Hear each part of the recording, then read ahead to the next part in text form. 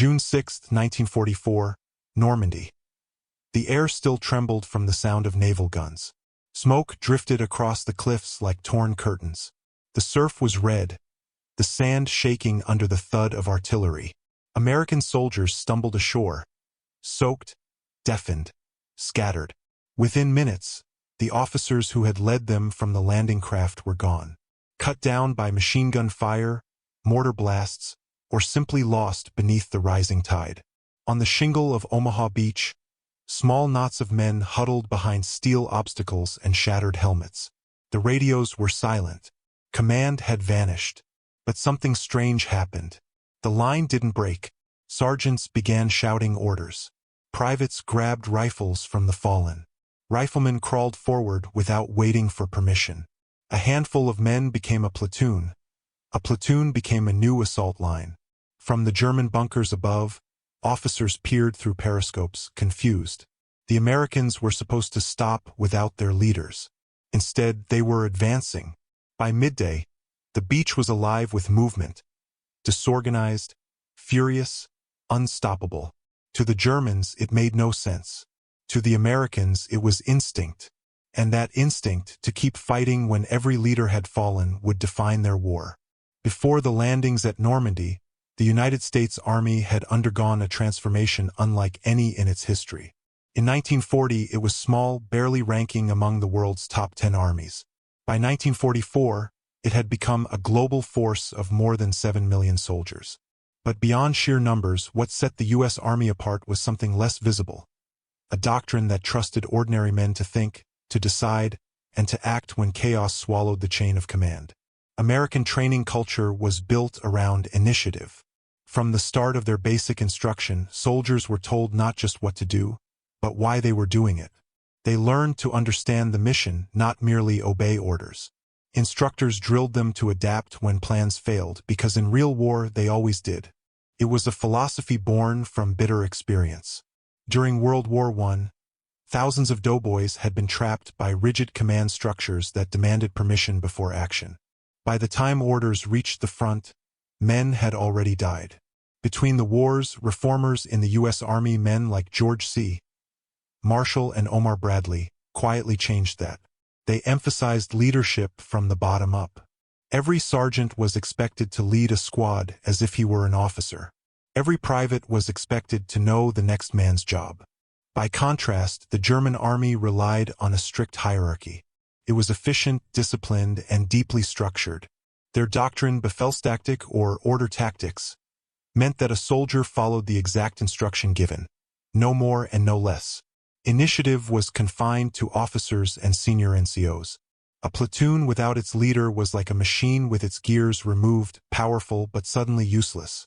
The U.S. adopted a different system known as mission command, or Auftragstaktik, a term ironically borrowed from the Germans themselves but applied more broadly.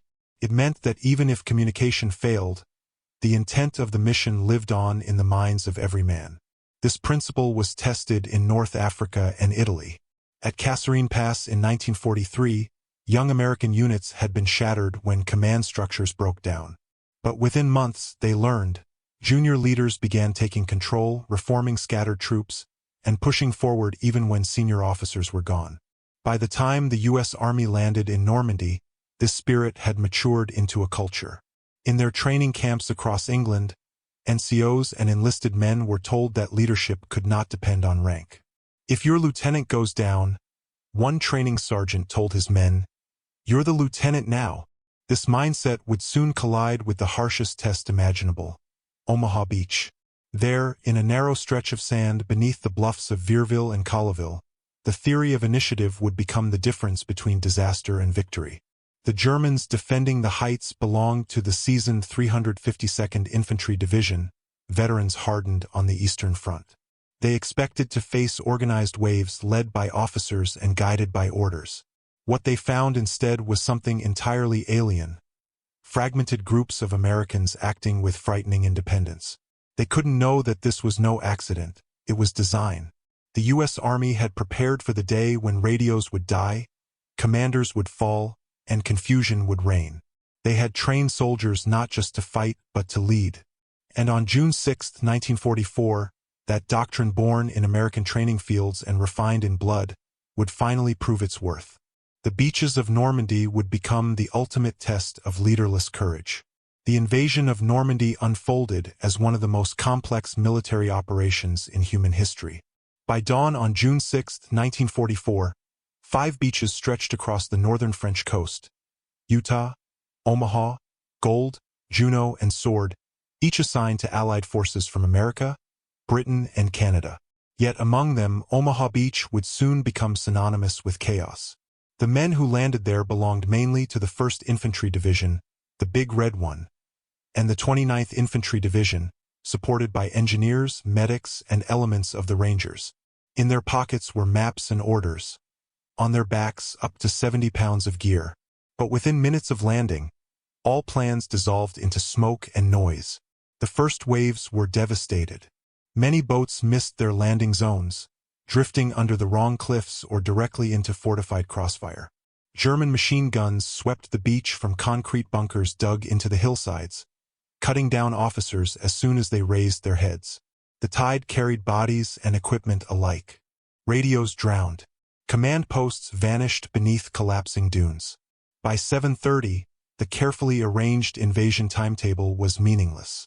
Company commanders were dead. Platoon leaders were gone. The beach had become a graveyard of disconnected units. No signals, no coordination, no visible leadership. And yet, among the chaos, scattered groups of Americans began to move. A handful of engineers crawled forward, detonating mines with satchel charges. Riflemen used sand dunes for cover, trading fire with invisible enemies. Somewhere near Dog Green sector, a sergeant from the 29th Division gathered 7 men, all from different units, and told them simply, "We've got to get off this beach." They followed him up a narrow draw, through smoke and fire, into the bluffs above. Elsewhere, Rangers under Sergeant Leonard Lommel destroyed a key German gun battery at Point du Hoc after losing most of their officers. At Vierville, a corporal named Ray Nance led his small group inland, linking up with another lost squad by pure instinct. None of them had radio contact or clear orders, only the shared mission: push inland. To the German defenders of the 352nd Division, this behavior defied expectation. Through their field binoculars, officers watched the Americans continue to attack even when their formations disintegrated. In reports later intercepted by Allied intelligence, German commanders described the U.S. troops as leaderless but aggressive, advancing, without cohesion yet with surprising determination. That independence, that refusal to wait for orders, began to erode the German defense. The beachhead grew, foot by foot, until by nightfall over 30,000 Americans had come ashore. But the phenomenon seen at Omaha was not limited to that single day. In the days that followed, as the Allies pushed through the Normandy bocage, the dense hedgerow country turned every field into a trap. Communication lines broke constantly. Units were separated by walls of green earth, unable to see more than 20 yards ahead. Officers were picked off by snipers or mines. Again and again, it fell to NCOs and enlisted men to carry on. Corporals organized defenses. Privates took over machine gun nests. Small teams maneuvered through the maze-like fields with an almost self-taught coordination that baffled German patrols. By late July, the German 7th Army was falling back towards St. Lo, exhausted not only by bombardment but by the relentless pressure of American infantry that refused to break. To the Wehrmacht, this was not just bravery, it was a new kind of warfare. An army that could lose its leaders and still advance was something they had never truly faced before. And it was only the beginning. For by winter 1944, in the frozen forests of Belgium, this same American instinct to fight without orders would be tested again, this time under the most desperate circumstances of the war. In every army, courage is expected. But in the U.S. Army of World War II, something deeper existed, a quiet conviction that the mission was bigger than the man giving the order. This belief gave rise to a culture where leadership could shift in an instant. When an officer fell, the nearest man didn't wait to be told what to do. He simply acted. This spirit began with training, but it took its true form in the field. American soldiers were encouraged to question, to adapt, and above all, to keep the objective in mind. Get the job done was more than a slogan, It was the DNA of their command system. In the foxholes of Normandy and the forests of France, this mindset became a lifeline. Units that lost contact with headquarters still pressed on, guided not by maps but by instinct. Riflemen advanced because they knew someone somewhere depended on them doing so. German soldiers noticed it immediately. Captured after the battles of St. Lo and Mortain, they described Americans as impossible to demoralize. Even when surrounded or disorganized, they kept fighting, as if driven by an invisible hand. Part of this was morale, the shared belief that the war was necessary and just. But it was also the byproduct of a society built on individuality. The average American infantryman came from a world where self-reliance was taught from childhood, farms, factories, and small towns where quick decisions kept families alive. Unlike the regimented upbringing of German youth, the American soldier was used to improvising. When his squad leader was hit, he didn't wait for orders from higher up. He picked up the radio, or if the radio was gone, he picked up the responsibility. The bond between enlisted men also played a critical role. In battle, loyalty wasn't to a flag or a general's order, it was to the man beside you. When a lieutenant fell, his men didn't retreat. They pushed forward in his memory. The battlefield hierarchy blurred, replaced by what veterans would later describe as brotherhood without rank. At St. Lo, one platoon of the 29th Division lost both its officer and its sergeant within minutes. A private named Charles Shea took command, reorganized the men, and led them in clearing 2 enemy machine gun positions. When asked later how he knew what to do, he answered simply, "Because somebody had to." This mentality shocked German officers. Their entire system was designed around centralized control, every move coordinated through strict lines of command. When their own leaders fell, confusion rippled downward. But among the Americans, command seemed to regenerate spontaneously, as if leadership were contagious. For the U.S. soldier, courage wasn't about blind obedience.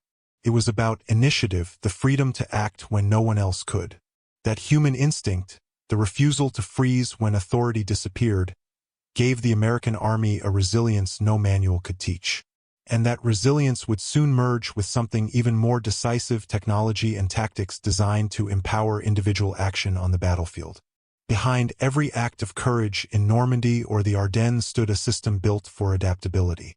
The United States didn't just rely on brave soldiers, it designed an army that could function even when the plan disintegrated. One of the key advantages was communication technology.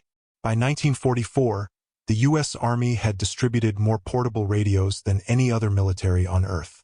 The SCR-300 walkie-talkie and smaller SCR-536 handy-talkie allowed platoons and squads to coordinate movements on the fly, even after their officers were gone. A corporal could talk directly to artillery support or tank crews, something unthinkable in the German system where such authority was locked at higher levels. Logistics also played a part. American divisions were trained and equipped to operate semi-independently, with their own engineers, medics, mechanics, and communication units.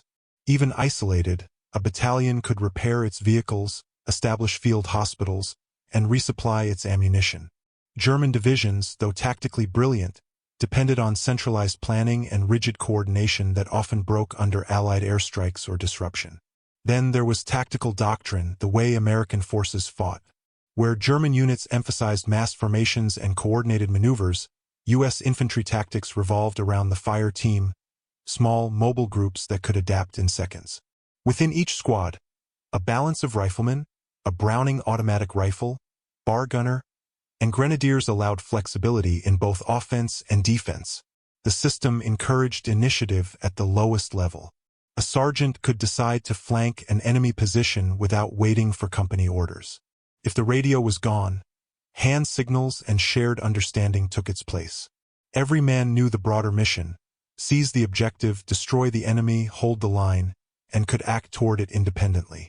German observers found this bewildering. Captured reports from the 352nd Infantry Division after Normandy and later from Panzerlehr in France described enemy actions unpredictable and uncoordinated, yet effective. To German eyes, it looked like chaos. But in truth, it was controlled chaos, a deliberate decentralization that allowed constant pressure against the enemy's weak points. Technology magnified this independence further. American artillery, the most efficient in the world by 1944, could respond to frontline requests within minutes. Forward observers with portable radios called in fire directly, flattening obstacles that otherwise would have required command approval. The German army, lacking this degree of integration, often found its frontline troops unsupported during critical moments. Even American vehicles reflected the philosophy of flexibility. The ubiquitous Jeep and half-track gave mobility to units that would otherwise be stranded when supply lines faltered. Combined with reliable logistics and air superiority, it meant that small groups of U.S. soldiers could maneuver, resupply, and fight with minimal dependence on headquarters. At its core, this system embodied one principle: trust in the individual. The U.S. military trusted its sergeants and privates with decisions that European armies reserved for captains and majors. This wasn't recklessness, it was confidence in human judgment under fire. By empowering the lowest ranks, the U.S. Army created a self-healing organism. When one part broke, another adapted. When officers fell, the mission lived on through the men who understood it. This adaptability didn't just save battles, it shaped the outcome of the war itself. And nowhere would this flexible strength face a greater test than in the winter of 1944, when the German army launched its final great offensive, the Battle of the Bulge. December 16, 1944. Before dawn, the quiet forests of Belgium erupted in thunder. Over 200,000 German troops surged forward under cover of fog, the last great offensive of the Third Reich. The Battle of the Bulge had begun. Caught off guard, the Americans faced confusion on a massive scale. Entire divisions, the 99th, 106th, and 28th Infantry Divisions, were stretched thin along the snow-covered front. Within hours, German tanks and paratroopers had cut roads, severed lines, and shattered communications. Battalion command posts were obliterated. Officers disappeared into smoke or silence. In some areas, even regimental commanders lost contact with higher headquarters. The landscape became a maze of frozen roads, villages, and pine forests, where survival depended not on orders from above, but on the instincts of those still standing. At Lanzerath Ridge, an intelligence platoon of just 18 men, led by a single lieutenant and his NCOs, held off a full battalion of German paratroopers for nearly a day. When their officer was wounded, the sergeants took charge. The line never broke until they were out of ammunition. Farther south, near Bastogne, fragments of the 101st Airborne Division and armored units from the 10th Armored found themselves surrounded. Major supply routes were gone. Commanders were either cut off or dead. In the blinding snow, American soldiers set up defenses on instinct, digging foxholes, placing machine guns, and setting roadblocks. From the German perspective, this behavior was maddening. Panzer units advancing toward Bastogne reported disorganized yet fanatical resistance. German officers assumed they were facing full battalions. In truth, many roadblocks were manned by no more than a handful of paratroopers, engineers, and clerks, some led by corporals. In one village near Foy, after the commanding officer was killed by mortar fire, a private from the 506th Parachute Infantry Regiment simply stood up and began giving orders. His men obeyed. They held their position until reinforcements arrived the next morning. For the Germans, this defied all logic. Their own troops were trained to wait for clear commands before moving. In the confusion of the Ardennes, that delay proved fatal. When radio contact failed, entire German units stalled, waiting for instructions that never came. Meanwhile, scattered Americans, cold, hungry, and cut off, fought on, guided only by mission and instinct. Even when Bastogne was surrounded, the defense did not collapse. The acting division commander, Brigadier General Anthony McAuliffe, famously replied, "Nuts," to a German demand for surrender. But what made that defiance possible was the men in the foxholes. The sergeants, the corporals, the cooks turned riflemen, who kept the perimeter alive.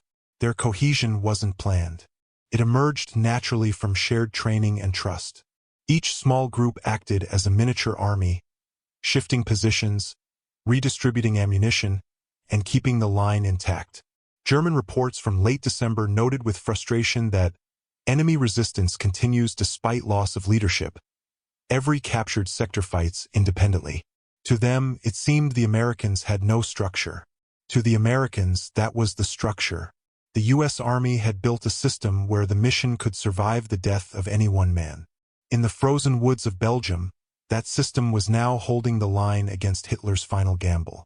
But the true turning point was still ahead, when the fog lifted and American counterattacks revealed just how powerful this decentralized strength could become. By Christmas Eve, 1944, the German advance had reached its peak. Armored spearheads, led by Sepp Dietrich's 6th SS Panzer Army and Otto von Manschuffel's 5th Panzer Army, had driven deep into Belgium, their goal: seize the Meuse River and split the Allied front in two. Yet the deeper they pushed, the more resistance they met. Every road, every forest path, every village seemed to conceal an American unit that refused to yield. At first, German commanders believed they faced organized counterattacks. In reality, many of these actions were spontaneous, led by junior NCOs and ad hoc groups that had reassembled from shattered units.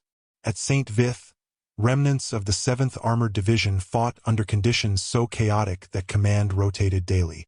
Officers were killed or cut off. Replacements were often sergeants promoted on the spot. Despite this, St. Vith held for nearly a week, delaying the entire northern arm of the German offensive. The Germans called it the stubborn pocket. South of Bastogne, American artillerymen without infantry support set up their guns to fire directly on advancing tanks.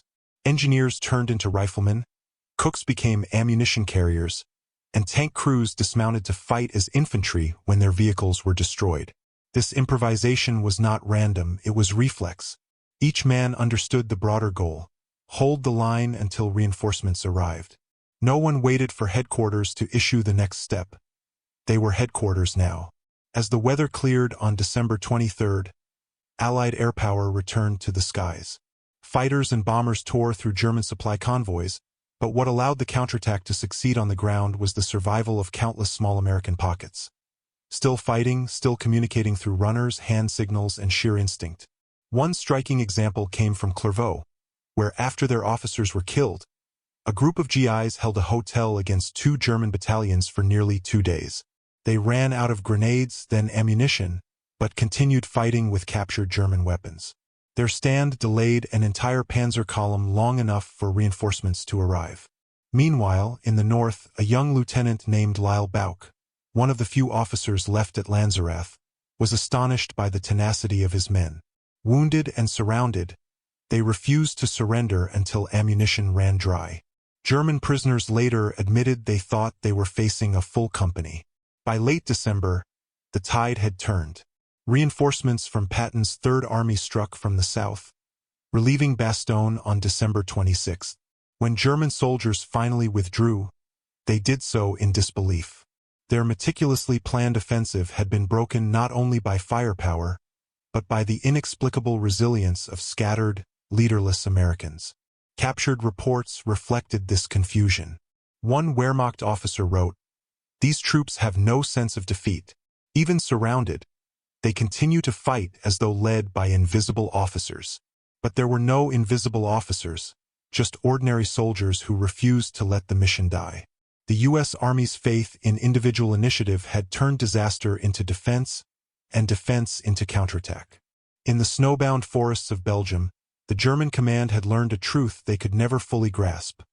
An army built on freedom, on trust in the judgment of the common soldier, could not be crushed by losing its leaders. That realization would echo across the front lines and into the post-war world, reshaping how armies everywhere thought about command, control, and courage.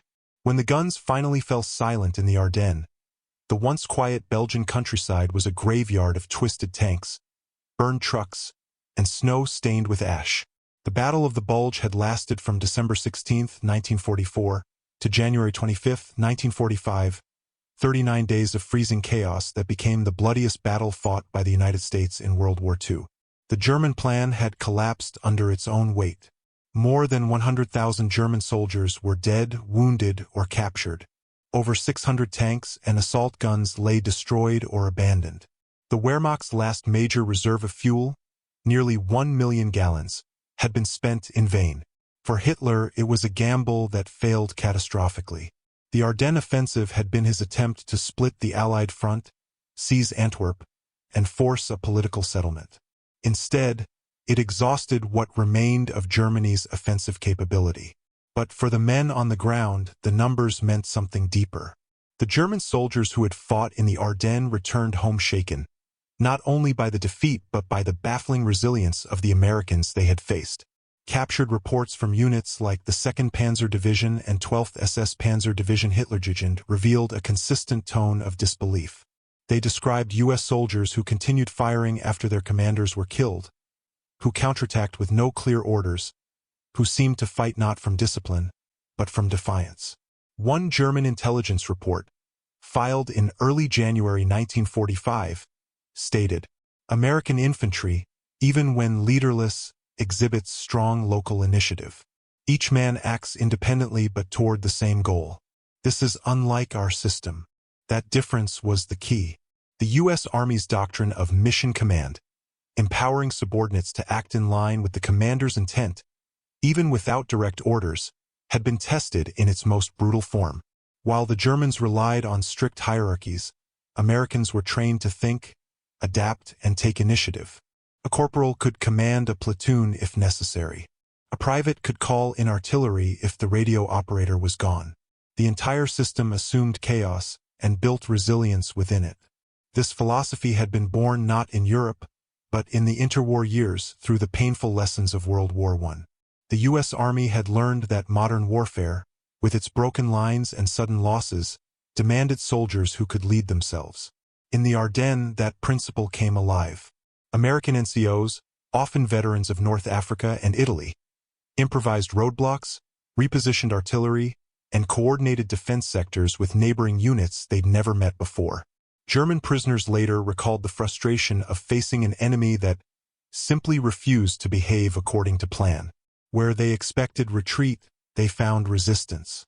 Where they expected paralysis, they found movement. Even when entire companies were reduced to a handful of survivors, those survivors still found ways to keep fighting, holding crossroads, defending bridges, or delaying armored columns long enough for reinforcements to arrive. By January 1945, when the last German troops withdrew across the Siegfried Line, the U.S. Army's decentralized command model had proven itself beyond any doubt. The German High Command, however, could only watch in silence. Its rigid structure, once seen as a strength, had turned brittle in the face of an enemy built on initiative and trust. The snow-covered hills of Belgium had become more than a battlefield. They had become a mirror reflecting the true power of democratic warfare, a force that drew strength not from orders, but from the individual will to fight on. In the months following the Battle of the Bulge, Allied intelligence analysts began compiling interviews and captured reports from both sides. The findings were quietly revolutionary. The Germans had gone into the Ardennes believing they could break the morale of American troops by decapitating their leadership, by killing or isolating officers and creating confusion. But the reality was the opposite. The absence of leadership had not created paralysis. It had created improvisation. An after-action report from the 99th Infantry Division summed it up best. "Our platoons often found themselves cut off. When communication failed, small groups formed under whoever was left standing, sergeant, corporal, or private, and continued the fight. In modern military theory, this is called adaptive command behavior. In 1944, it was simply called survival. The Germans, steeped in a culture of obedience, could not comprehend it. One captured SS lieutenant told his interrogators in disbelief, "Your men act like officers. Even when no one tells them what to do, they attack." The U.S. Army system had proven that a democratic society could wage war with a flexibility no dictatorship could match. Soldiers who grew up questioning authority and solving problems in civilian life carried that same mindset into battle. Where German soldiers waited for orders, Americans made decisions. Where German units fractured without leadership, Americans filled the void. This decentralized spirit would outlast the war itself. The lessons of Bastogne, Elsenborn Ridge, and the frozen forests of the Ardennes became the foundation of modern U.S. military doctrine. In 1954, the newly established U.S. Army Command and General Staff College, formerly adopted the principle of mission-type orders, a direct descendant of what had happened in Belgium's snowfields. The idea was clear. Commanders must give objectives, not instructions, and trust subordinates to decide how best to achieve them. For the Germans, the post-war reflection was bitter. Many Wehrmacht officers, including Heinz Guderian and Otto von Manschufel, later admitted that the rigidity of command had crippled their flexibility in the final year of the war. They had underestimated the cultural force behind the American soldier, not just technology or numbers but mindset. It wasn't that the Americans didn't feel fear or confusion. They did. But they were trained, almost conditioned, to act despite it. A rifleman from the 106th Infantry Division, who survived being encircled near St. Vith, later wrote in his diary, "When our lieutenant was killed, we didn't stop. Someone else shouted and we kept moving. There wasn't time to wait." That line, "there wasn't time to wait," could have been the unofficial motto of the entire American campaign in Europe. By the spring of 1945, when U.S. forces crossed the Rhine and marched into Germany, the lesson had been burned into the consciousness of both armies. Leadership could be destroyed, but willpower could not. And that willpower, multiplied across thousands of individual decisions by ordinary soldiers, was what made the United States unstoppable in the closing months of the war. The Germans had tried to break the head of the American army. Instead, they discovered that the American army had no single head to cut off. It was a living network, resilient, self-correcting, and alive in every man who carried a rifle. That truth, more than any statistic or battle map, explained why the U.S. Army didn't just survive the Ardennes. It evolved through it. The snow melted, but the lesson remained, carried forward into every future war fought by free men who knew that leadership was not a rank. It was a responsibility shared by all.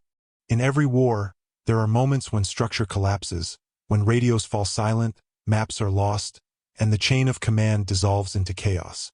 For most armies, that is the moment of defeat. But in the winter of 1944, the U.S. Army proved that victory could be born from that very chaos. The Germans entered the Ardennes believing they could break an army by cutting off its officers. Instead, they discovered something profound. The American fighting spirit was not confined to rank or title. It was distributed, carried in the hands of every rifleman, radio operator, and mechanic who refused to stop. This was the hidden power of a democracy at war. An army built on trust rather than fear. An army where leadership was not dictated but earned, often in the worst hours of the fight. When the war ended and Europe began to rebuild, historians would write volumes about the tanks, planes, and factories that powered the Allied victory. But for those who fought it, the real secret was simpler: the courage of ordinary men who acted like leaders when none remained. It was the strength of initiative, the will to think, and the unshakable belief that freedom itself depended on doing what needed to be done, even when no one was left to give the order. That was how the United States kept fighting, and how it won.